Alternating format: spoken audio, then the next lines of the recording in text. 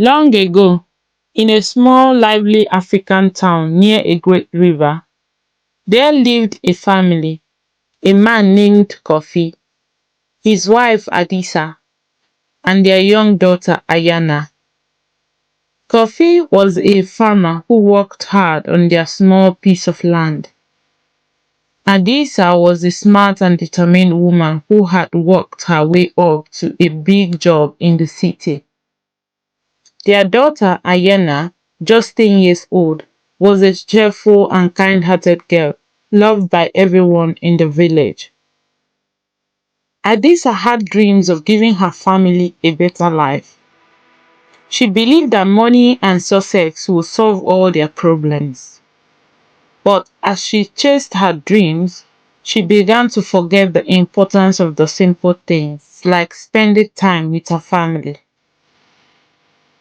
Adisa's job kept her away from home for most of the day. She woke up before the sun rose and left for the city, only returning late at night. Even on weekends, she would sit with her laptop, answering emails and attending virtual meetings. Whenever Ayana tried to get her attention, Adisa would say, "Not now, Ayana. I'm doing this for you. One day you will thank me."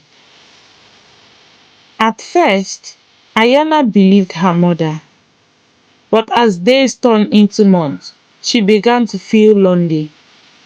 She missed her mother's hug, bedtime stories, and the warmth of her smile.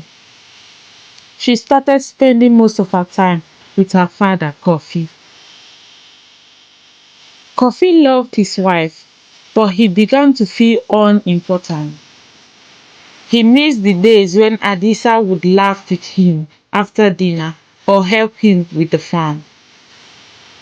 Now, he was left to take care of Ayana and the house on his own.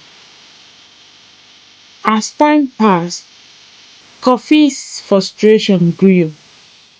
He felt invincible, like Adisa cared more about her job than her family. He started to spend more time with Ayana, but his attention took a dark and troubling turn. He began to take advantage of his daughter. What started as innocent moments became something much more harmful. Ayana was too young to understand what was happening.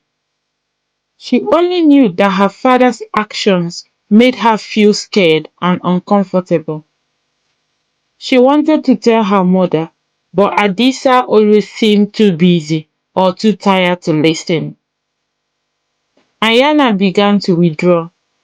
She stopped playing with her friends and often stayed quiet during meals. Her teachers at school noticed the change but thought she might be just shy. No one suspected what was really going on. One evening, Adisa came home earlier than usual. She noticed Ayana sitting alone on the porch, her eyes distant and sad. Adisa walked over and sat beside her. "How was school today?"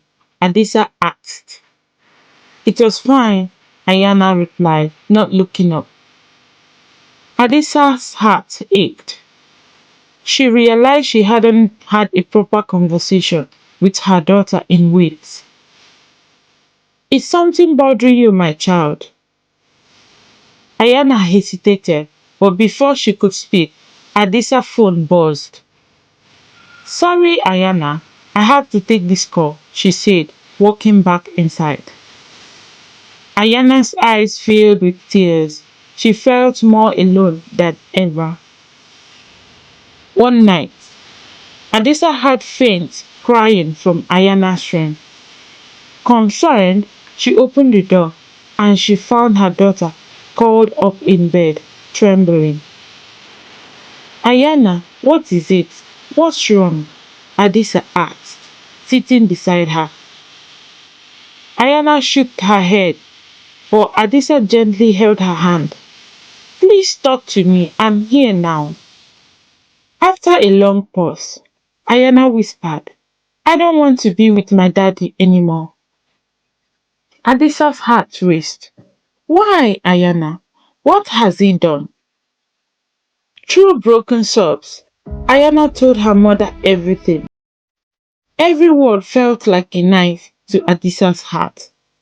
She felt anger, guilt, and sadness all at once. How had she let her work blind her eyes to her own child's pain? The next morning, Adisa confronted Kofi. How could you do this to our daughter? She shouted, her voice shaking with rage. Kofi tried to deny it, but Adisa had heard enough. She reported him to the village elders and the police. The community was shocked and deeply disappointed in Kofi. He was taken away to face justice. The elders assured Adisa that he would never harm anyone again. Adisa knew she had a long journey ahead to help Ayana heal. She took time off and enrolled both of them in therapy. She also moved back to her mother's village where they were surrounded by love and support.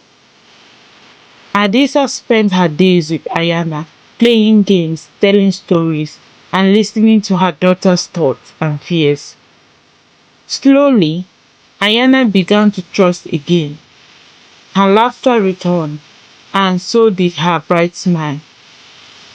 One evening, Adisa's mother said, a family is like a tree. If you don't water its roots, it will wither and die. Always remember, Adisa, money cannot replace love and time. Adisa nodded, tears in her eyes. She had learned her lesson the hard way, but she was determined never to repeat her mistake. The story of Adisa and Ayana spread throughout the village. It became a reminder to all parents about the importance of being present in their children's lives. The elders organized a meeting and shared a powerful proverb. A child who is not embraced by village will burn it down to feel its warmth. Parents began to spend more time with their families, knowing that no job or wealth was worth the price of neglect. Adisa eventually returned to work, but chose a less demanding job that allowed her to be there for Ayana. Their bond grew stronger each day, built on love, trust, and promise that family will always come first.